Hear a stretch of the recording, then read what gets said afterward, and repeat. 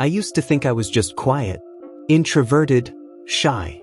But the truth is, I was trained to stay silent. Because speaking up in my house meant tension, punishment, or being told, "Stop talking back." So I became the listener, the absorber, the one who kept the peace, even when I was breaking.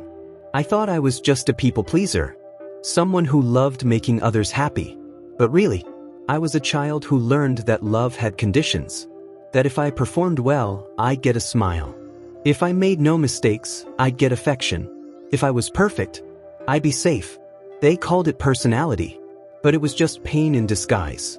You see, your coping mechanisms weren't born in adulthood. They were handed to you, wrapped in survival, signed by the people who were still bleeding from their own wounds. Your anger might be inherited from a parent who never got to feel weak. Your silence could be a gift from a household where emotions were punishable. So your need to fix everyone that might come from a childhood where no one fixed you is your personality. But sometimes, it's just trauma wearing your name. I wasn't taught boundaries. I was taught to tolerate. I wasn't taught rest. I was taught that rest makes you lazy, that crying makes you weak, that asking for help makes you a burden.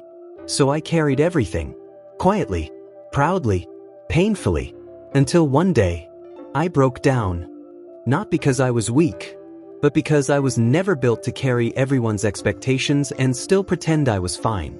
And this is the truth we don't talk about. Some of the things you admire in yourself are just survival skills. And some of the things you hate about yourself are the bruises left by someone else's battle. We grew up in homes where feelings were threats, where vulnerability was a trap, where no one said, "What you feel is valid." So now we doubt our own emotions. We apologize for existing. We shrink in rooms where we should stand tall. But here's the hard truth. It wasn't your fault, but it is now your responsibility. You didn't cause the pain, but you carry the patterns. You didn't start the cycle, but you can end it. And that's where healing begins. Not in blaming, but in recognizing. Not in hate, but in honesty. Because the moment you realize that your personality was shaped by survival is the moment you're finally free to choose who you really are. Not who you had to be. Not who they needed you to be. But who you are. Without the fear. Without the weight.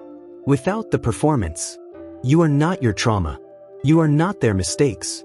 You are not just a product of pain. You are healing. You are unlearning. You are becoming.